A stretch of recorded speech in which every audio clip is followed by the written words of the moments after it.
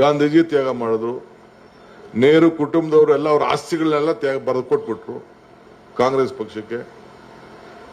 ಇಂದಿರಾ ಗಾಂಧಿ ಈ ದೇಶದ ಐಕ್ಯತೆಗೆ, ರಾಜೀವ್ ಗಾಂಧಿ ಈ ದೇಶದ ಸಮಗ್ರತೆಗೆ ಅವ್ರು ತ್ಯಾಗ ಮಾಡಿಬಿಟ್ರು, ಪ್ರಾಣನೇ ತ್ಯಾಗ ಮಾಡಿಬಿಟ್ರು.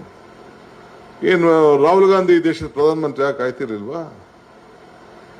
ಸೋನಿಯಾ ಗಾಂಧಿನ ಕರೆದ್ರಲ್ಲ, ತಾಯಿ ಬಾ ಅಂತ ಅನ್ಬಿಟ್ಟು. ಅಬ್ದುಲ್ ಕಲಾಂ ಅವತ್ತು ಅವರು ಕಲಾಂ ಅಧ್ಯಕ್ಷರು ಎಲ್ಲ ಎಂಪಿಗಳೆಲ್ಲ ಸೇರಿ ತಾಯಿ ನೀನಾಗವ ಅಂತೇಳಿ ಕರೆದ್ರು ಕಾಂಗ್ರೆಸ್ ಪಕ್ಷ ಅಧ್ಯಕ್ಷರಾಗಿ.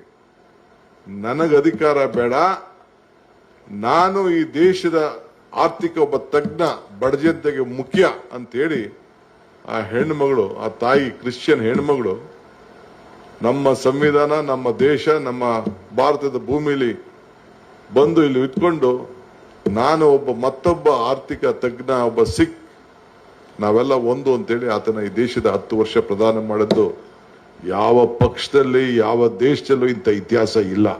ಇದು ಕಾಂಗ್ರೆಸ್ ಪಕ್ಷದಲ್ಲಿ ಮಾತ್ರ. ಸೊ ಅಂತ ಪಾರ್ಟಿಲಿ ನೀವು ಬಂದಿದ್ದೀರಿ, ನಾವು ಇದ್ದೀವಿ.